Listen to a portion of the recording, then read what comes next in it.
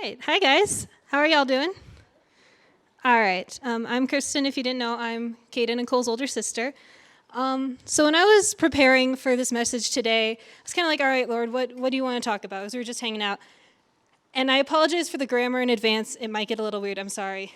But today I want to talk about the bigness of God, how big God is. Because I feel like a lot of times we do talk a lot about relationship, and that's an awesome thing. But I forget just how big God is. And so I'm going to go to one verse, or a couple of verses. I'm going to go to 1 Chronicles 16, 25 through 27. I'll give you all a second. All right. So it says, "Great is the Lord, he is most worthy of praise. He is to be feared above all gods. The gods of other nations are mere idols, but the Lord made the heavens. Honor and majesty surround him. Strength and joy fill his dwelling." And I was reading that, my time with God, and I was like, well, that's cool, it's kind of cool thing to have associated with you. But God was showing me it's not just something cool about God, it's an example of how big he is. And what's even cooler about having such a big God is that we have a relationship with this big God. So the one verse that I wanted to really look at is verse 26, where it says, "The gods of other nations are mere idols, but the Lord made the heavens." A lot of times in our society, and even just in our personal lives, we have things that seem really big. Either they're things that we idolize, that we think we can get help from, or they're just problems in our life that just seem huge. But in this verse, God barely even acknowledges them. He just says, the other gods, they're mere idols. They get a passing sentence. But the Lord made the heavens. That's what he counters with. He doesn't counter with, but God is kind of cool. He counters with, but God made the heavens.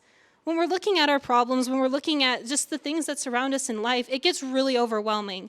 I've been dealing with a lot of stress and anxiety with just things that have been going on in life. And the amount of times God has said, not anything super complicated. He's really just said, hey, just look up.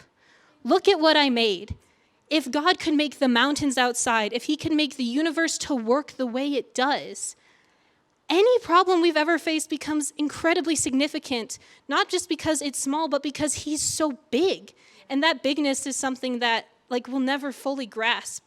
But in that bigness, he is also our closest friend. The God who made the universe, who made the mountains, who made the heavens, wanted to be your friend. The last part of the verse that I really wanted to look at is verse 27, which says, "Honor and majesty surround him, and strength and joy fill his dwelling," which already sounds pretty good. But then God was really prompting me to look at the world around me, look at the people at my work, look at the people I know at school.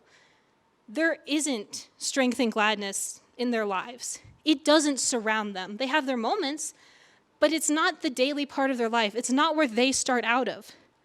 But our God, our big God, when we're in his presence, that's the norm. Strength and gladness is the norm. That's where we're starting out from. It's not something we have to get to. It's not something we have to try to find or figure out or work on. It's who he is, because he is this big God. He's bigger than all the problems.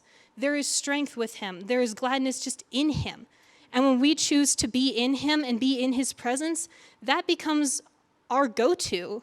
It's not the happy moments. Our life is one big happy moment with God. It's not always perfect, but we're always starting from that happy place as opposed to trying to find it ourselves.